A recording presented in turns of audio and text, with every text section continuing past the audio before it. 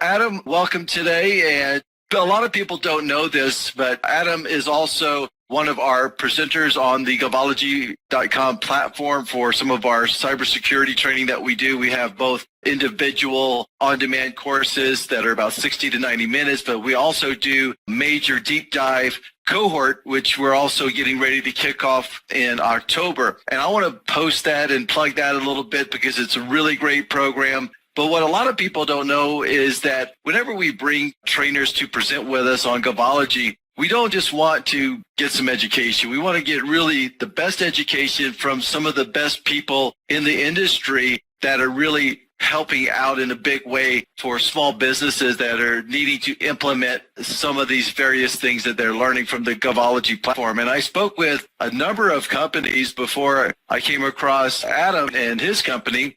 And I just really loved your guys' story, Adam, because you guys are a spinoff from Hate Bay and Associates, which is a large, well, you guys are a small defense contractor yourself on that side of the house. And basically you created Totem Tech to help other small businesses navigate and manage all of the stuff that you guys had such a hard time doing. So can you share a little bit about your story and the way that you guys came about? Yeah, you hit it on the head. We need you to come market for us, Carol. You know our story as good as we do. And we're small, but we do large things, I guess you could say. So Totem Tech, like you said, is a spin-off, a daughter company of a government prime contractor, but we're a small business prime contractor. In fact, I would call us a micro business. We're 14 employees. It's called Hate Bay and Associates, as you mentioned. And in 2015, one of the co-owners of Hate Bay and Associates sat down and wrote a proposal for a small business set aside by the Air Force for logistics support. So maintenance, repair, overhaul, and shipping, and some field type of repair activities for an Air Force weather sensing system, a tactical weather sensing system. So it can be moved all around the world, in fact, and set it aside for small business, the logistics aspect of that. So myself, the owner, Aliyahu Bay, we call him Ali. He's the Bay in Hate Bay and Associates, and a couple other folks put some input into a proposal. We had all been working on the Air Force program when it was executed by a large prime contractor, Textron Systems. In fact, some of you all may have heard of that company. We had worked there, and we all left to form small businesses to actually go after the set-aside, and we really didn't know the odds that were against us as a new startup coming into government contracting. We didn't know what we didn't know. We were very fortunate to write a winning proposal, have a winning price sheet, like winning lowest cost, technically acceptable proposal. And since 2015, we've been executing that contract. And so my background is cybersecurity, so I was brought on to do the cyber part of this Air Force system to harden that and protect it from our adversaries. So that's been my background since 2009. But in 2016, I got wind of the requirements for contractors, federal government and specifically DoD contractors, to implement cybersecurity safeguards, standards, best practices. We call them controls. Implement controls in our own privately owned IT system, the IT system that we use to manage all of the information about this Air Force system. It's not an IT system that we sold to the Air Force. It's the one that we use ourselves, like our laptops, our desktops, our servers. And we had to harden those and protect them from adversarial attack as well. And when I looked at the requirements, I realized how complex they were and how much of a challenge it was going to be for us as a small business to implement, not only from a time and labor sort of resource standpoint, but also from money, from a cost standpoint. It was not going to be cheap. So it was a requirement for us. We had no option. We had to implement all this stuff, so we started right away.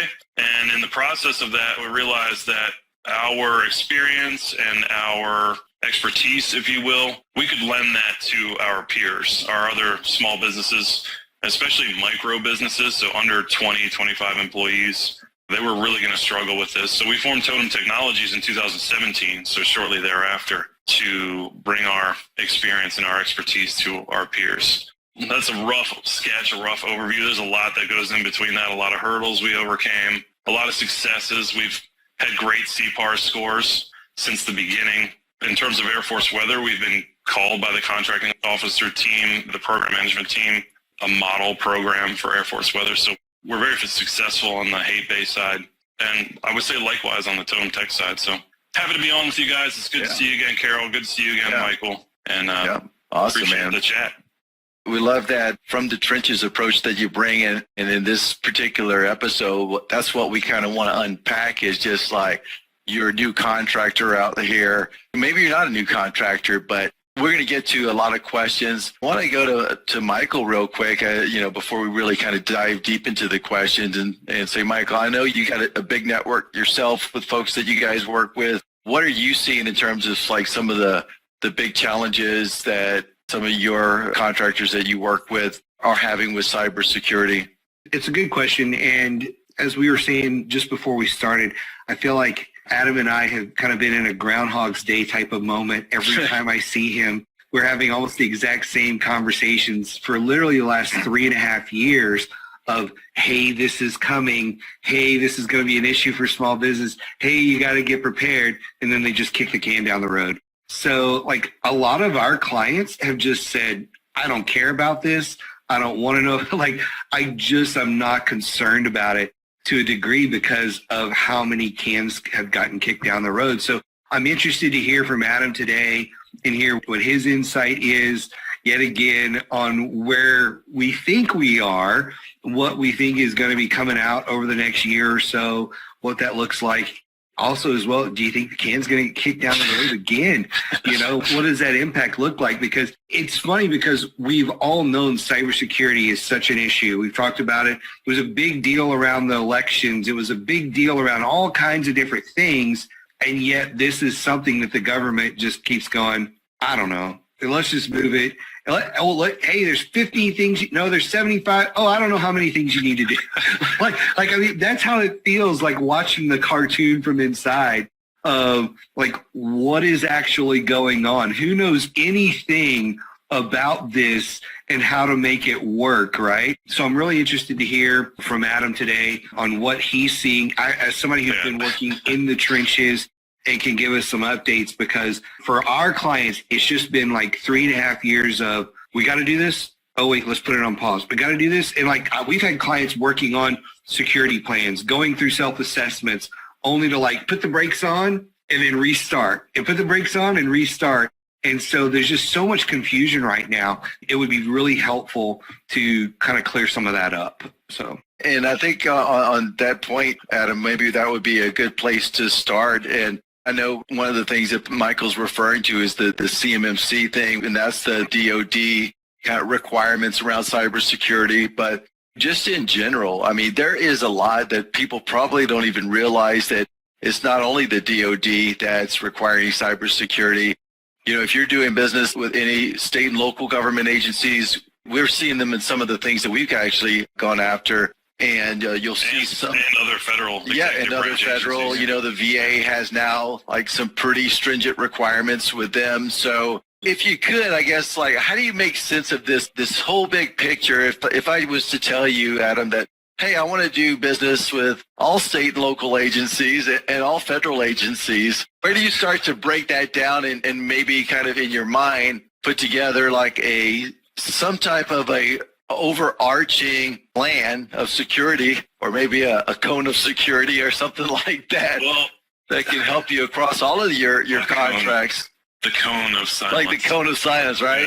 Yeah. Well, that would be jumping right into the deep end, I think, starting to talk about developing these plans. Let's talk about the basics. I want to address, and Michael, there has been a single can that's been kicked down the road, and that's this thing called CMMC.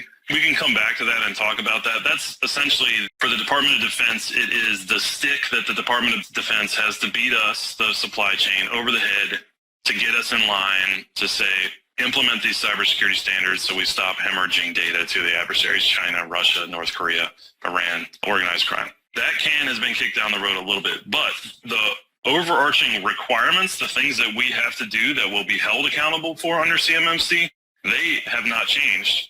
In terms of basic cybersecurity, those requirements haven't changed since 2013, I think, was the last change. And for the more advanced requirements, cybersecurity safeguards for another different type of information, those haven't changed really since 2016 or so, substantially.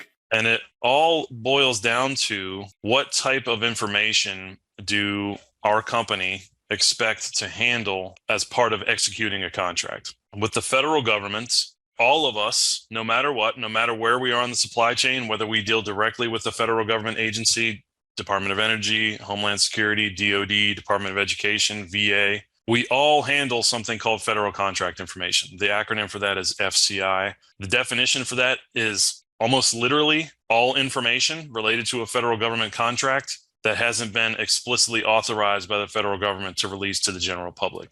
I'm talking all information. So your emails back and forth to your customer, whether that customer is the federal agency direct and you're a prime, or you're a supplier, vendor, subcontractor to a prime and you're communicating with the prime. Your email communication about that contract is going to be considered federal contract information. The contract itself, the purchase orders, delivery orders, task orders, subcontract that you flow down, those will all be considered this federal contract information. There's one exception to that general rule of what constitutes FCI, and that is what's called basic transactional information. So like the invoices that you submit to your customer, that's the only exception for what's not considered FCI.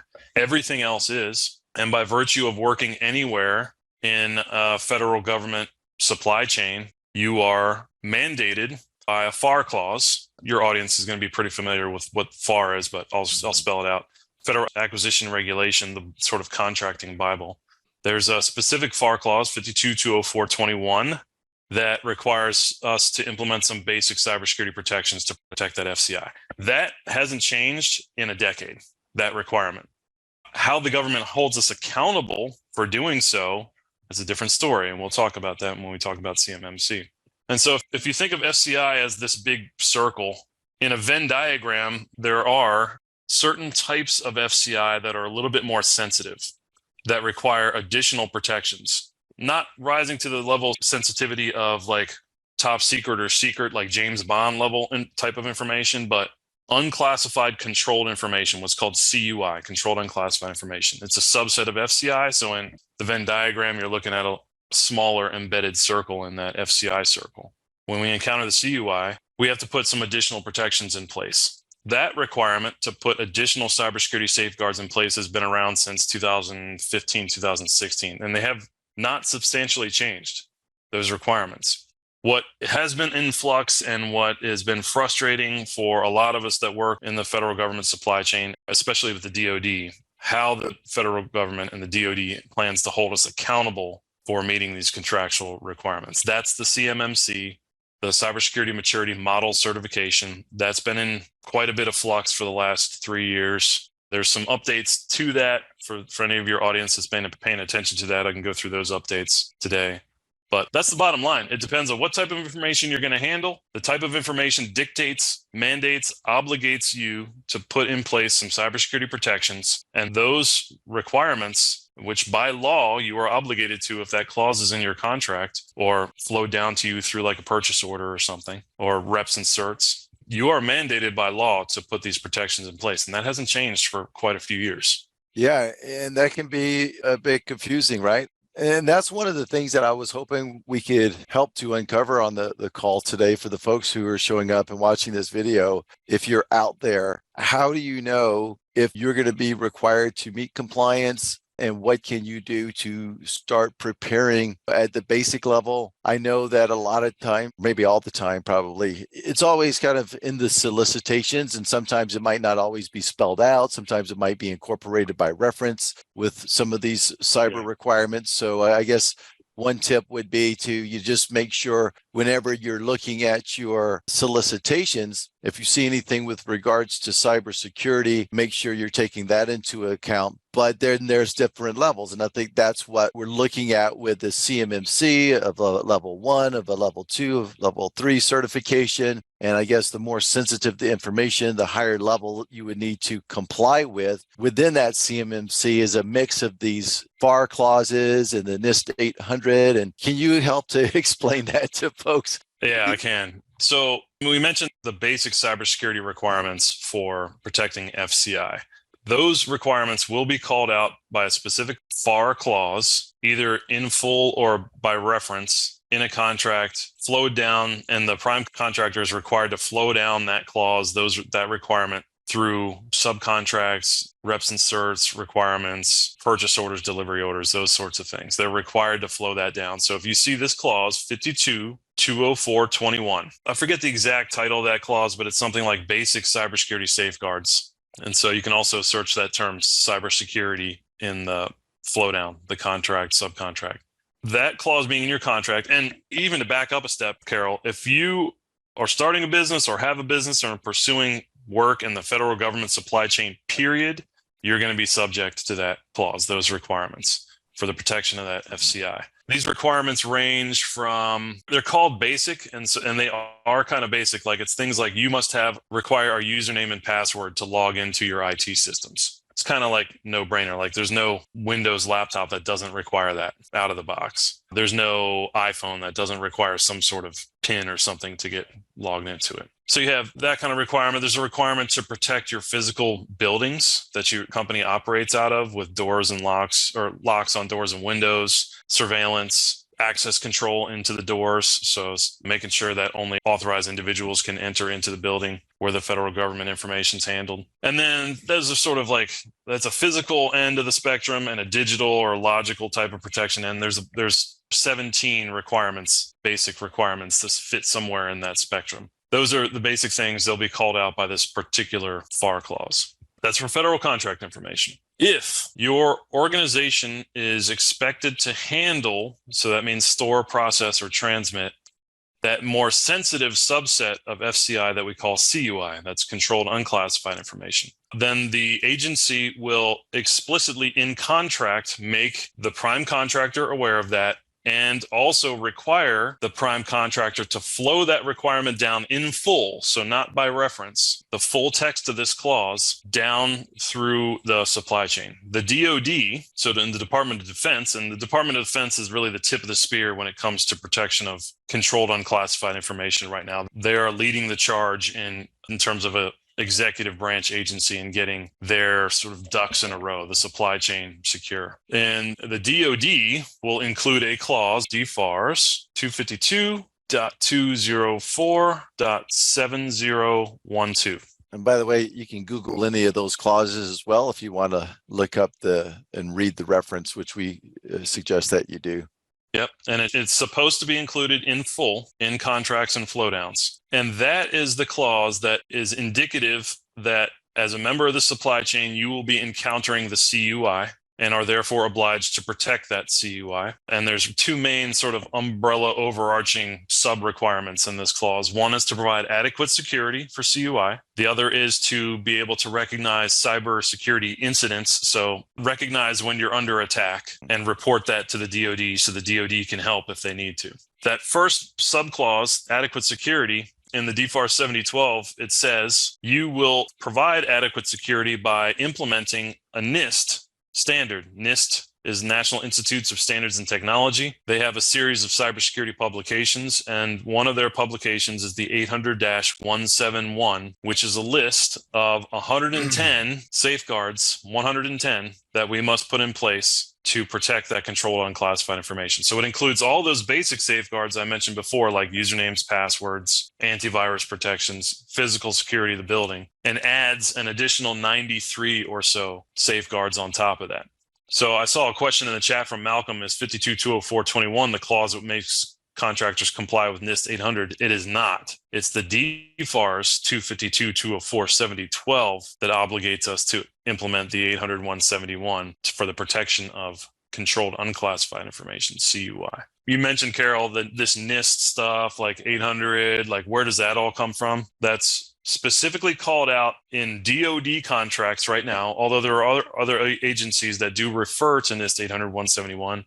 Department of Education does, Department of Energy, Homeland Security does, but the DoD is the furthest along the maturity path in terms of like calling specific things out in contract clauses, applying them across the supply chain. I'm not saying they apply it at the right places all the time. Like they pretty much are just boilerplating DFAR 7012 into all new contracts, and that's unfortunate, but that's another topic we can talk about. You bring up a really good point here that I think most people, if they aren't hearing this clearly, you need to hear it, actually read your contract. I can't tell you how many people reach out to me and say, hey, Mike, we won this contract. We've been doing work for a year, 2 years, 3 years.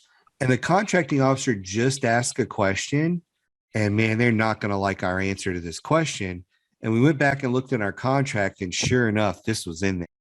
I can't tell you how many times something like that has happened to me where a client reaches out. I mean, you've got to actually know the rules of the game, or at a minimum, know what you're signing off instead of just saying, it mentions that FAR XYZ is part of this contract. And you go, I don't know what that is, whatever. And you just move on. That happens a lot. Imagine like a baseball, like a pitcher going out to the mound and not knowing about the new pitch clock or like balk rules. I know I'm getting like baseball nerd talk, but imagine that. Like your job as a pitcher is to know that. Your job as a contractor is to know your contract inside and out.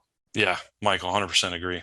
We take it very seriously. We have to. We're a prime. There will be 4 or 5 of us at Hape and Associates out of a company of 14 that know the contract inside and out. And I could like point to clauses in there almost by memory. How often do you think people get audited on any of this stuff? How often do you think some people get caught where they're not following it? Do you have any horror stories on this or anything like it? Because I personally haven't heard any. And I think that's one of the reasons people have, for the most part, not completely, but for the most part, ignored cybersecurity until CMMC came on the scene. And people were like, oh, we're going to take this serious for once. Yeah. And we've got to start doing so. Most people understood, even if it wasn't for the government, they understood we need usernames, passwords. We need a lock on the door or somebody's going to steal our stuff. It's like there's a lot of those really basic, maybe not 50 things, but there were some really basic things people are already doing to safeguard just their business and information. But I don't think a lot of that has been intentional until the last decade or so. What are your thoughts on that? Yeah, you'd be surprised on how many of us don't lock our doors and windows. We do audits for our clients, and especially, I get it in Southern California. Let's leave the doors and windows open and the garage bay doors open, but you can't. Like, you have federal government information in there. You're building parts for a DoD weapon system. You can't just leave your garage bay doors open. Like, I get it, whether the weather's nice. How often are folks held accountable? Not often at all, Michael, in my experience. There's something called the False Claims Act, which by virtue of signing off on your contract, wherever you are, prime contractor or 3, 4, 5, 6 tiers down in a supply chain, like a mom and pop running a machining shop out of their garage, wherever you are, by virtue of signing purchase order, delivery order, submitting an invoice, you are acknowledging the mandate that all those clauses are in your contract. And by acknowledging so, if you don't fulfill those mandates, if you don't meet your obligations, the federal government can take you to court. And the minimum punishment coming out of that would be like you lose your contract, but there have been fines that have been levied for false claims in the past. There are more, but the ones that come to mind in recent memory is less than a handful, less than 5, fewer than 5. False Claims Act against companies that did not meet the cybersecurity obligations. It's extremely hard for the federal government to find that out unless there's been an egregious breach of information and they know that source was the company. And right now, the only method they have to hold us accountable is a self-attestation, a self-reporting. Like, in terms of CUI, there's actually a portal that the DoD set up that you have to go perform your attestation in terms of implementing the 800-171. But for the FAR 52-204-21, it's just by virtue of signing the contract, you've agreed that you have this in place. We do see more and more lately, so over the last 3 or so years, the prime contractors really stepping up, like I said, to get all their ducks in a row because they know this is coming. And if they lose, especially like a sole source supplier, that program that they manage is going to come to a screeching halt. So they have been sending out memos and questionnaires like Excel spreadsheets, Word documents that require the supply chain member to affirm that they have the FAR 52-204-21 covered. Like, that's a no-brainer. And if you can't affirm to that, we've had prime contractors say, well, we're not going to send you another purchase order until you can. That's typically when our clients come to us or one of our peer consulting companies, like with their hair on fire, like, oh, the money's going to stop coming in until I can answer Northrop Grumman affirmatively, right? Or Raytheon or Aerojet, Rocketdyne. And we say, okay, well, let's go through this questionnaire. And they're typically deficient, even in the basic cybersecurity protections, not to mention the more advanced stuff for the protection of CUI. So right now, it's only this sort of self-assessment affirmation type of answer a questionnaire for a prime contractor. That will change when the CMMC fully comes online. And that's this thing that has been frustrating for a lot of us because the DoD has been, like you said, kicking this can down the road and making a lot of the industrial base, a lot of your clients think that it's not real. The mandates already exist. It's just the method that the DoD will hold us accountable for meeting those mandates. So pretty wild. One of the things that I think is interesting is I usually see there's two types of contractors. There's contractors that have never had anything to do with the military, anything to do with government contracting, anything to do with the security clearance. There's those folks. And then there's folks like myself who had a very high level security clearance.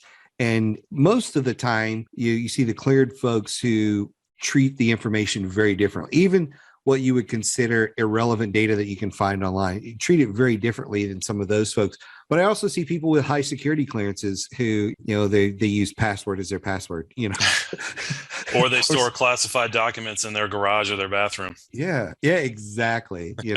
So it's one of those things where there's no way to predict who's going to be good or bad at it. It's just, it's having the safeguards in place and having people train on it, which that to me is one of the things where folks are talking about the checklist of, again, we'll just say passwords, doors locked, all the things that you need to have, but then it's really only secure as the person on the team who follows it, right? Or doesn't follow it. Yeah, the users bear a lot of the responsibility. There are technologies that we can put in place that sort of take the burden off of the users. A great example is antivirus software on your laptop or on your smartphone or whatever. But the bottom line is the user, the staff, your company's staff is always going to have some kind of responsibility when it comes to this. And so that means that training your staff is a huge component of what we call a cybersecurity program, the implementation of all these safeguards, not only to meet the requirements, but to do a good job of protecting the information that we are handling for our customers. Do you actually see CMMC coming fully online in 2024 and like the can not getting kicked down the road anymore? It's looking more and more like the can will stop being kicked down the road. It'll either be late 2024 or some in the industry say maybe early Q1 calendar year 2025. There will be a new clause that the DoD has to be able to put into contracts. It'll be 252-204-7021, not to be confused with 7012. 7021 will be the CMMC requirement. So for the notion of CMMC, this sort of stratified model of accountability for cybersecurity protection, that notion was introduced by the DoD in 2019-2020 timeframe. And Pentagon was gung-ho to implement this thing, but industry pushback, political pushback, executive branch realizations of the complications of something like an accountability model pushed the brakes on that. Industry comment, so public and industry comment, forced the DoD to refactor the CMMC, which they did in 2021. Since then, the Department of Defense is reworking the proposal to the executive branch for the CMMC, because it has to be approved by the Office of Management and Budget before it can be published to the public for public period of comment. Once the public period of comment is over, then the clause will be finalized, the rule will be finalized, and you can actually put it into contracts. From 2021 until now, the DoD has been working on this rule and talking about it and playing it up. But as you can attest to some of your clients' reaction, a lot of us in the supply chain have been like, well, we'll see if it's going to be a real thing or not. It's getting closer to a real thing. So in late July of this year, the DoD submitted the proposal to the Office of Management and Budget for review. That's a huge step towards CMMC being a real thing. There'll be a review period by OMB. That'll take a couple of months. After that review period, OMB will publish the proposal in the Federal Register, and then it's our chance as a U.S. person to publicly comment on this proposed rule through comments in the Federal Register. Depending on the format that the rule is published in, dictates how long the public period of comment is. It could be as quick as 2 months. More likely, it's going to be a public comment period of like a year, maybe. But after that period, the rule will be finalized, and then the DoD has that clause and can start holding us accountable. And we'll see that Clause 7021 show up. It'll be phased into contracts, only new contracts, no existing contracts will be modified, but we'll start seeing it in RFPs and RFIs. The prediction is sometime late 2024. So as close as I've seen it to being a reality since it was conceived, Michael, in 2020. Do you think there's a chance for them to add it to like do a contract mod for option year contract? So I just want a 5-year contract. I'm in the middle of, year 2. This thing going into year 3. Are they going to do a contract mod to that and drop this in there? I think that is a possibility. Yeah. And we have a 5-year IDIQ. That's how we've been operating since 15. And I would anticipate seeing a task order or something come down with this new clause once it's available to the DoD. So we're preparing for that. As a microbusiness prime executing IDIQ, we are preparing for that possibility. So you bring up the question on everybody's mind here, probably the last 42 minutes. If I am a small business, what is your advice that I'm doing right now to prep for this? Start right now. Even the basic stuff, as I've mentioned, not all of us are even doing the basic stuff. And even some of the basic stuff is challenging. Like you'll have to do something called a vulnerability scan of your environment, even if you only handle FCI. I'm not going to go down that rabbit hole, what that means, but it requires technologies that most small businesses don't currently have. That's for FCI. If you handle any kind of technical information for the federal government, especially the DoD right now, because DoD is piloting CMMC, any kind of technical information, so drawings of a part that go into a DoD weapons system, is an example of technical information. We generate reports on our logistics and repair that are of a technical nature. If you handle any kind of technical information for the federal government, especially the DoD, start now implementing this NIST standard. Our clients' average implementation time from scratch, from start to getting close to full implementation is over a year, and it's closer to a year and a half.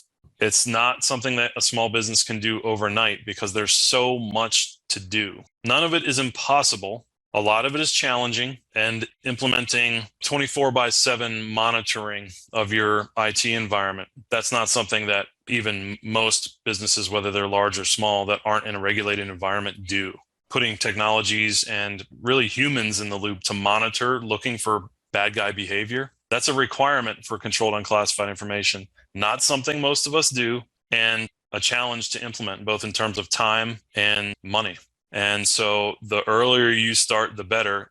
Let's say you haven't done anything and all of a sudden you find this CMMC clause show up in a contract. It's not something that you're going to be able to do in months even, let alone days or weeks. And the typical, I don't know what you find, Michael and Carol, but the proposals that we've submitted are approved between 2 and 3 months, awarded within 2 or 3 months of RFP issuance. So you're not going to be able to implement 800-171 in a matter of months.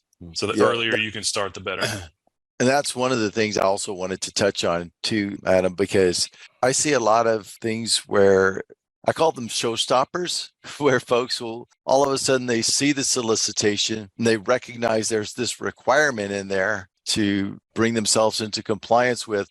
I don't know if you've seen that be a showstopper from agencies not awarding a contractor a contract because they couldn't show them a specific type of accounting system or something. Yeah, or cybersecurity requirement that they've got in place. But like you were saying, I mean, the sooner that anybody can get started on any of their compliance, the better.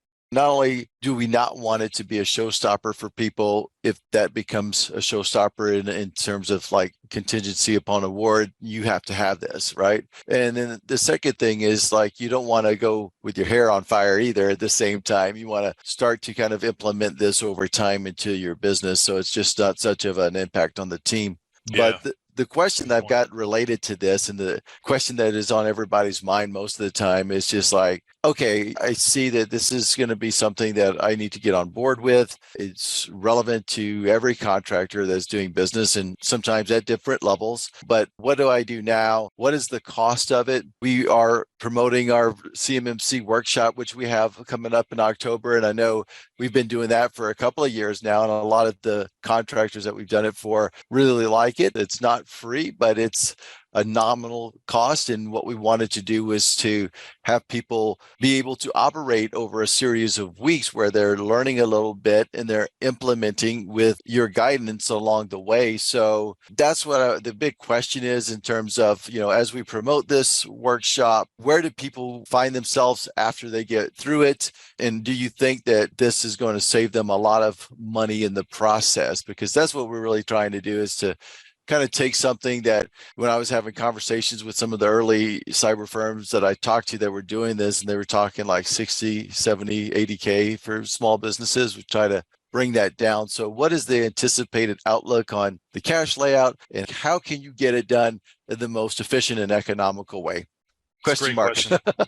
Great question. I can talk about, and I'm happy to talk about what Hate Bay, our recurring fees are to maintain compliance. But let's talk about where do you start? Because that's the question. It can be overwhelming looking at these requirements. The place to start is to really identify what types of information you either currently handle or plan to handle on the contract, what we call scoping. So get an understanding of how FCI and or CUI matriculates in your environment. How is it received from your customers or from upstream in your supply chain, from your suppliers and vendors? Or do you generate it internally? Who internally uses the information to do something with as part of their job, their daily job? What other companies or organizations or people do you have to send that information to do their job external to your company? How do you store it, short-term and long-term? So shameless plugs, but in the workshop, we structure the workshop to lead the participants through those first steps in the order that they should be taken. So scoping is after you understand what the clauses are and what they all mean and what they're asking for. The first step on the journey, the compliance journey, is to do this scoping, understanding where the information is or where it will be, and try to reduce the footprint. The more that you can limit where this information goes within your organization, the easier the implementation of the cybersecurity safeguards will become. I'm not going to say it's easy, but it will become easier. And as with most things in life, the easier they are, the less it costs and the quicker it can be done. There's a lot to unpack with scoping and determining where information is and where it will go, but we have a structured sort of exercise that we go through with our clients, a sort of thought exercise, and we gather all the stakeholders together and say, all right, there is a list that's published by the federal government actually of what constitutes controlled unclassified information. Let's take a look at this list. Do you handle any of these types of information? Yes or no? That's the first step. Okay, for those that are yes, who does something with it and how? The folks that are listening, and Michael, your clients, if they can start thinking about where the information is and how it moves throughout their environment, that it's definitely the first step, and it's really half the battle to try to understand and shrink that footprint. Awesome. I'm happy to go into costs. I think what we might do is I'm going to post the link to the workshop again, which starts October the 2nd. That's a 9-week cyber compliance workshop where Adam covers the DFARS, NIST 800, 171, talks about CMMC, but I know there's a lot of really great information in there. Do you have somebody on your team, if we put the link, that if they wanted to give you guys a call to ask questions about the workshop and everything? Absolutely. I'll put my email address in the chat, but also put info@totem.tech. That mailbox is monitored by several of us. Okay, awesome. I'll put that one in there first. Also, while you're doing that, I saw a comment that was put there by Sydney Beam, and mentioning kind of your comment back about if they add in a requirement within your IDIQ contract, say that if they add it, be sure that you don't accept it without proposing a cost adjustment if it's going to drive new cost for you. And I think that that's a good point to it's make. A good point. I'm not particularly hopeful that will work, but so we will definitely do that to our program office. But the DoD has stated that the implementation costs of 800-171 and meeting the DFAR 7012 are not reimbursable. They are allowable. We could conceivably renegotiate our standard fees, our labor rates, and G&A rates, but we're not going to be reimbursed outright with some sort of CLIN, some sort of contract line item for the implementation. But yeah, that is a great point, because I think that whenever you're looking at it, whether you're in a solicitation now, and that's why it's important to read in totality the solicitation, is because there's a cost associated with compliance. And And like Adam said, you can't build in a line item for that, but sometimes within that G&A or other areas, or that might just have price your proposal a bit differently with understanding that you've got these costs that you've got to account for. And I think it would be fair for the government to give the contractors a shot at saying like, hey, all of a sudden, boom, here it is. Like this wasn't in your original award, but here we are 3 years later, and now you got to comply with all of this stuff. And just to be clear, the costs of the assessment are allowable. It's not quite clear if the costs of implementation are allowable or not. I mean, they will be part of your overhead. You all, Carol, have some great accounting workshops and course material on Gavology as well. It's been very useful for us. Awesome. Yeah, Glad you guys are presenters enjoying as well. that. Thank you. So, Michael, do you have any last words? I know we're kind of getting towards the top of the hour, and we're going to shift over into the Q&A to take some questions. But do you have any last questions or comments? One of the points that Adam brought up earlier is as this goes through the process, a part of the process is it'll show up on the Federal Register for comment. The average thing that shows up on the Federal Register for comment gets a total of a whopping 3 comments. And that is often a disservice to the whole community. And in fact, I think Josh and I are usually 2 of the 3 comments on a lot of those things, so, which is kind of funny. But that is your chance as a contractor to influence how this thing is going to be implemented. Take that chance. And when it comes to not just what's going into the final rule, but as Adam was just talking about, like it's not reimbursable, but it is allowable, you can complain about anything in that. I mean, it's an open forum for, you don't have to stick to anything. You can write a book in that thing. And if enough people do it and enough people influence it, then you will see some changes to it. So that's really my plea for everybody in the final comment here is actually be part of that process. Don't just sit on the sidelines and watch it unfold. Get on the field in the game, make some comments, reach out to people, whether it's Congress or whoever. You can reach out to people in your state and say, hey, this is coming down and this part of this is not right. And we need your help to fix these kind of things if you feel that way about something. I'm not saying you will. Who knows how it's going to be crafted? But the big thing that bothers me a lot of times is people don't get involved in the process and then just complain on the back end. And we wouldn't have to complain as much if more people would get involved and actually be part of the process. That's really my encouragement to you. Be part of the process. So 100%. Awesome. That's my soapbox for today. Awesome. Thanks, Michael. And, whenever you need to hop off, you can. Well, we're going to shift a little bit here. So for those of you guys who have joined us for the live stream and on this main version of the show, thank you. We're going to shift into some questions now. I had a question come in to me directly, it looks like. And by the way, there's a couple of ways that you could ask questions. Just use that little raise your hand button on your control panel. You should see it under the reactions on your bar. You raise your hand, and just unmute your mic and ask your question. There was somebody that said, could you ask about enclaves? And I'm not sure what she was referring to on that, but you have any ideas?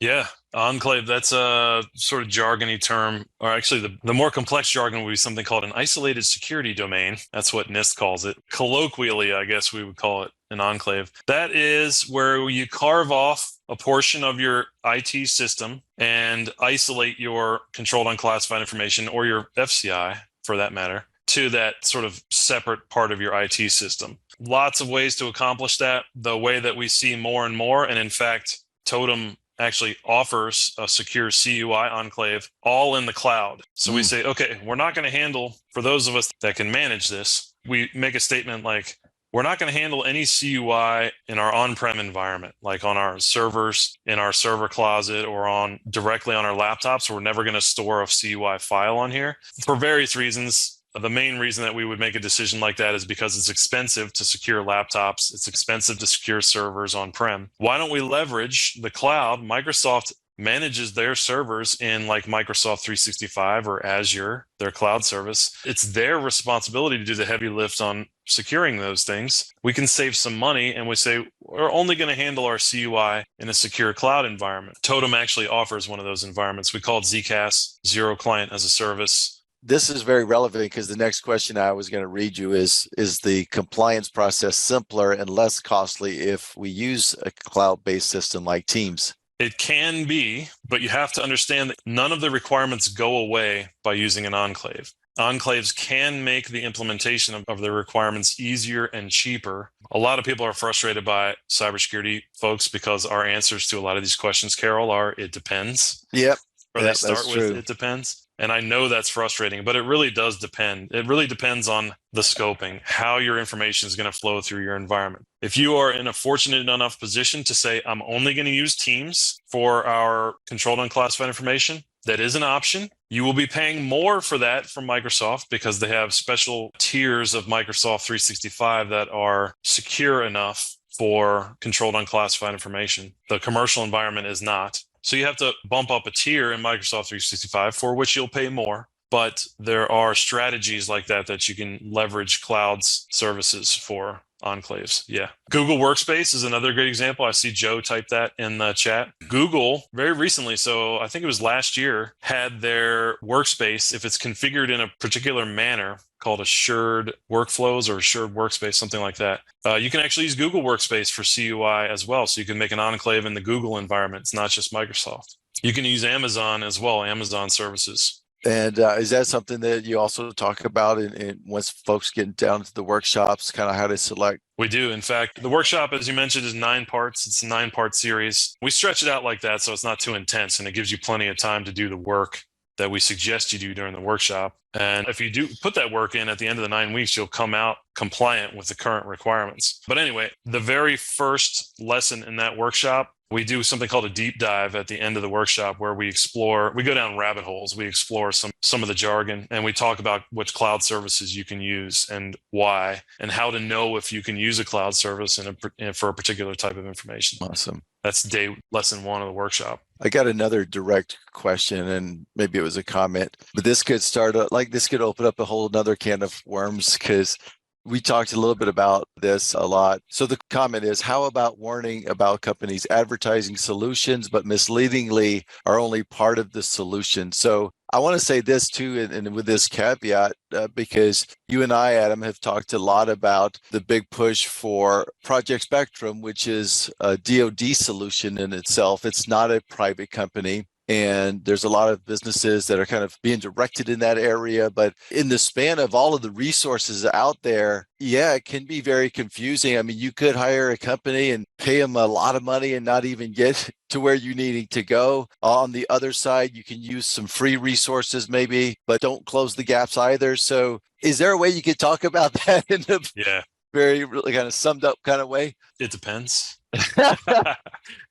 There is no silver bullet for protection of federal government information, period. There's no single technology that you can buy or cloud service that you can use that solves all your problems. There's no company that can solve all your problems with some sort of suite of services. No matter what, even if you're just a one-person organization, you're going to have to take some responsibility for the management and implementation of the cybersecurity program because technology is only about 50% of the problem. The other 50% is you have to write out your strategy. You have to literally document the strategy. You have to document how the cybersecurity program works. You have to be able to provide evidence that it is working, that it's effective when the time comes for assessment, when the CMMC assessors come. And you can hire consultants that can help you with that, but they can't take responsibility for that. Like you can't outsource fully a cybersecurity responsibility to a third party, just like you can't outsource your company's reputation, or maybe more concretely, you can't outsource your company's safety program. It's going to be very apparent if OSHA, do they have agents? Like, I know they have folks that will come do investigations for workplace safety, but I don't know what they're called. Yeah. An OSHA representative will look for what's called institutionalization, look for the company inculcating, imbibing something like a safety culture. It's going to be the same for cybersecurity. You're going to have to, and institutionalization is the word that the DoD is using. Yeah. You're going to have to institutionalize cybersecurity. So you can get help, a lot of help, from third-party consultants like ours, from using enclaves like Zcash or Teams or something like that. But ultimately, the company has to own and manage all of the policies, and that's half the battle. Yeah. What we do, Gavology and Totem and Michael does as well, is coach on how to institutionalize. I can see how that answer that you just gave with it depends can be so relevant because, I mean, and it doesn't just apply to cybersecurity, but a lot of times when we're trying to get folks like quote unquote procurement ready, to kind of be ready and have all of the readiness that they need, it's really all based upon the opportunity. And so when contractors are out there, there may be one opportunity that they're putting a proposal to that may require a lower level of security than another opportunity. So it's always going to probably change depending upon the opportunities. And I remember something when Ali came on and did a webinar with us that he said, he's like, I don't even think I want to go to level 3. I'm going to just no-go all level 3 things, which kind of also is a decision point on like, okay, hey, there may be some smaller things that doesn't require as much that you could do, but there's things that you might get involved with that are very high secure nature that's going to require you to go like a lot higher of a level of security posture, right? Yeah, he was talking about CMMC level 3. So there's 3 levels. Level 1 is the basic stuff for FCI. Level 2 is for CUI. And then level 3 is for what I call CUI plus or like enhanced. So like, Ali, that's our CEO, Ali Bey. He said, we're not going to pursue contracts for like hypersonic missile fleet readiness or fleet logistics because that would put us at CMMC level 3 because we're just not interested in that level of intense cybersecurity program management. We'll be at level 2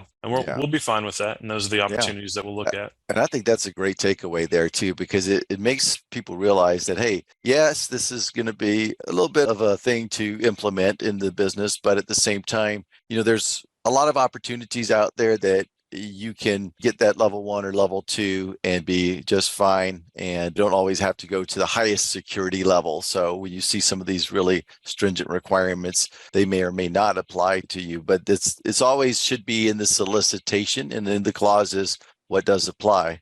So there's a silver lining to CMMC in that it will be a certification. You'll get assessed every 3 years, have a new certification at least every 3 years. But for that 3-year period, you have this cert that you can hand off that shows the government everything they need to see. It's actually very similar to like a quality certification, like ISO 9001 or AS 9100, one of those types of things. Like that's a requirement in the contract, but as soon as you have an AS 9100 certification, you can propose on any contract that has that as well. Yeah, that'll be the nice part where you get to that where hey, okay, I've got this certification and here's what I got what I need. There's a couple more questions if you have a little bit more time. Sure. So the first one there, how much ongoing support will you need after emerging from the workshop fully compliant? Oh, that's a great question. So, and this is an important point. I see that from Malcolm. That's a great question. Cybersecurity is not fire and forget. Your cybersecurity program, your institutionalization will need constant care and feeding in perpetuity for as long as you plan on handling this federal government information. And so you'll need the support. Most of us, including Hate Bay and Associates, need the support of what are called managed security service providers. Providers of which Totem Tech is one, shameless plug. Security support providers that provide continuous monitoring of your environment, looking for adversarial activity, alerting you when adversarial activity is taking place, and then helping you fight back those adversaries and helping you report to the necessary authorities. That's an example of the care and feeding type of activities that you have to do. So your job isn't over once you become compliant or get a CMMC cert because you have this care and feeding.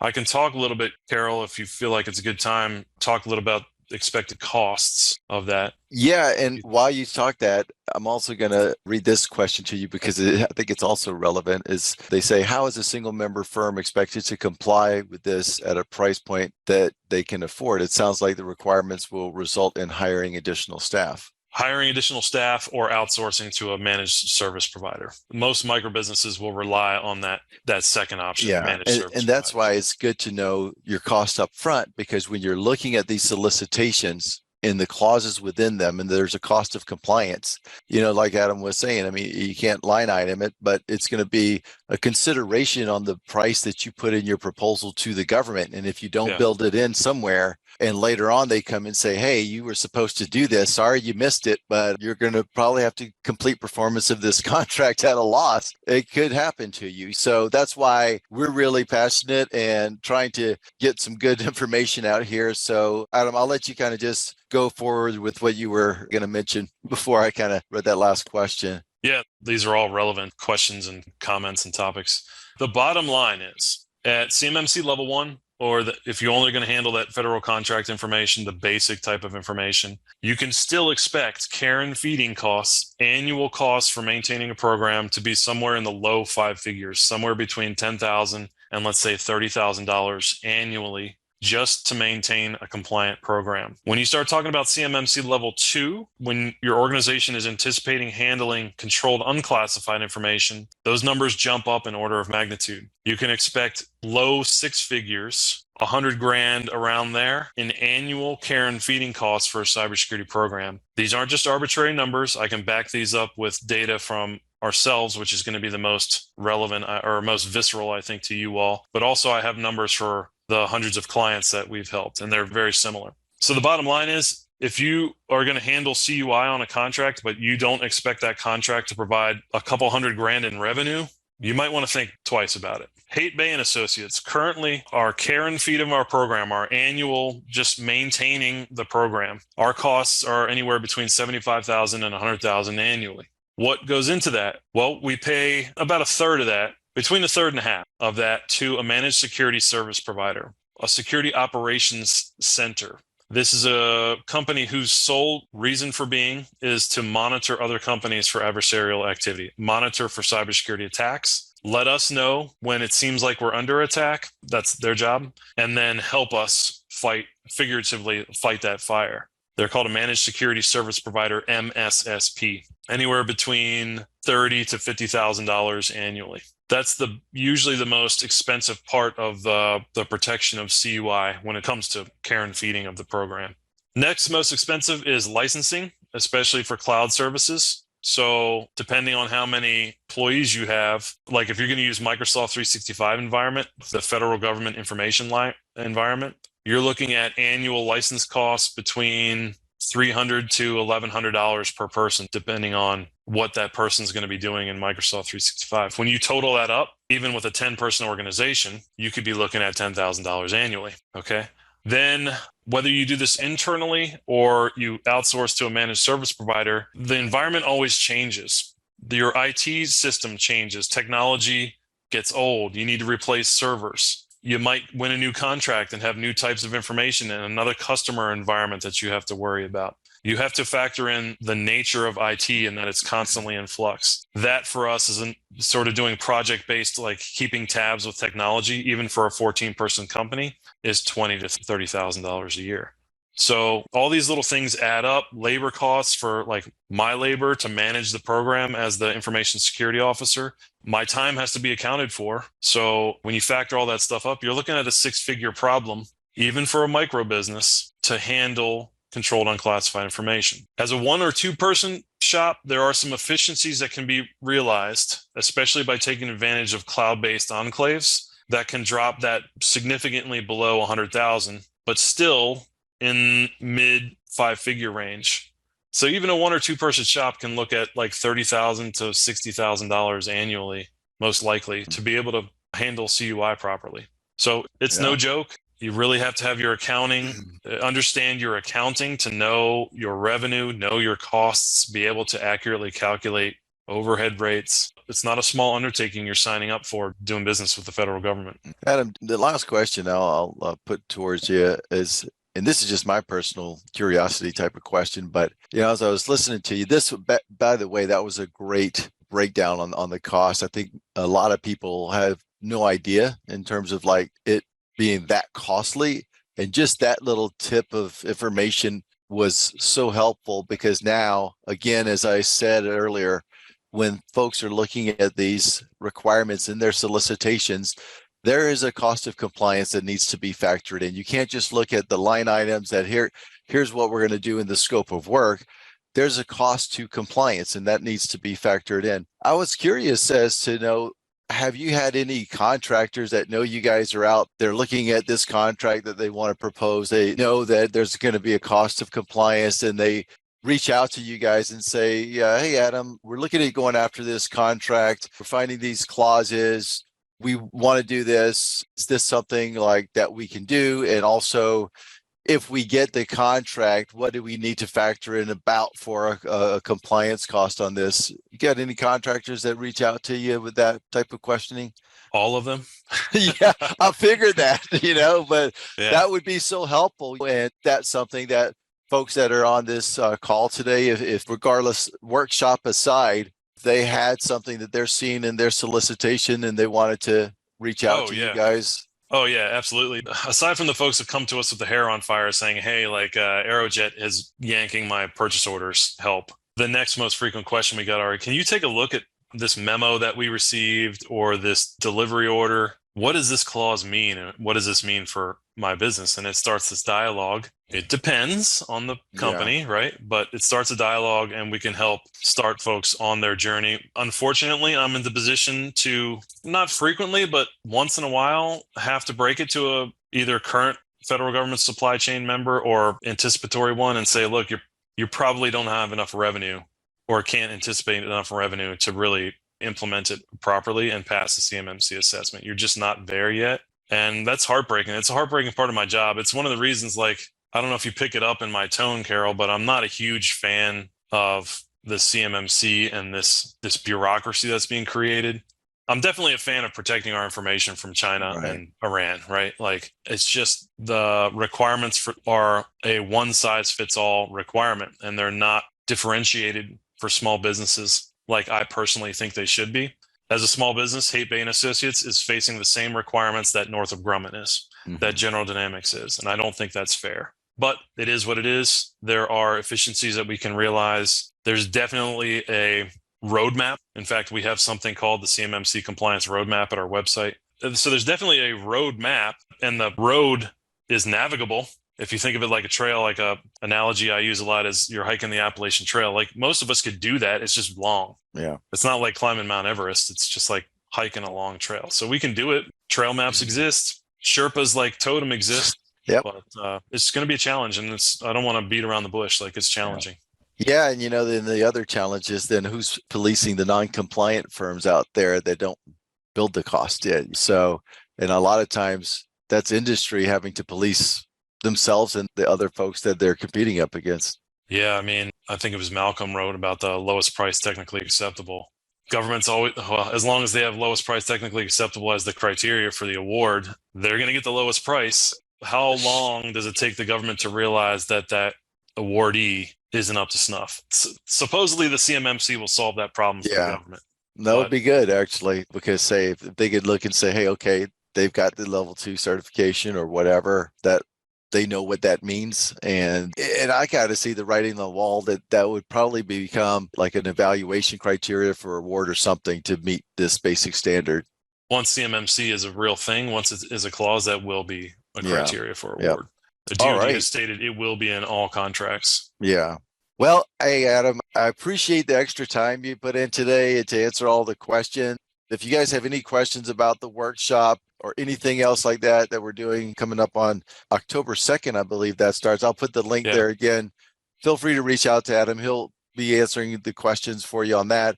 Also, if you weren't here at the beginning, if you have a question on CMMC that pops up in your mind, Govology Nation, that's our private LinkedIn group, is another great place to go. The URL to easily navigate to find our group is www.govology.com/nation. That'll jump you over there. Just request access. And if I see a question, maybe if we missed anything or you guys have something else come up, I'll make sure I ping Adam, let him know that we've got a question in the group there on cybersecurity. So with that, Adam, do you have any last words that you'd like to share before we head out today? Would just say, get started. Don't drag your feet. Don't listen to the naysayers. This is coming. And if you drag your feet, you're going to be behind the 8 ball and in a world of hurt in terms of trying to do contracts. And I would say thank you very much to you and Elena and Michael. I'll follow back up with him. It's good seeing you all. Likewise. Nice chatting. Yeah, this was awesome, man. Thank you for your time. I know we got a lot of great comments in the chat here, so thank you so much. And we look forward to seeing you on your other webinars that we've got coming up with you, where you're going to be doing some more updates. So I tell folks, watch for those on the Govology platform. If you're already a Govology member, we'll get you some emails out on those. And then we've got, of course, the workshop, the deep dive coming up on October the 2nd. So we really hope to see you there as well. And we'll be at SBDC in Nashville next month. So lots of things coming up. So if you guys are at the SBDC conference, look for the Govology Totem booth. We're going in together on that one. So as a teaming partner, and think that now you have a teaming partner in Totem, if you don't have one already, that you can help you look at these requirements and make sure that if you are going in this realm of a contract that has these requirements, you've got another great resource here that you can add to your team. So thank you, Adam. You're welcome. Thank you, guys. All right. Take care. Bye. Bye-bye.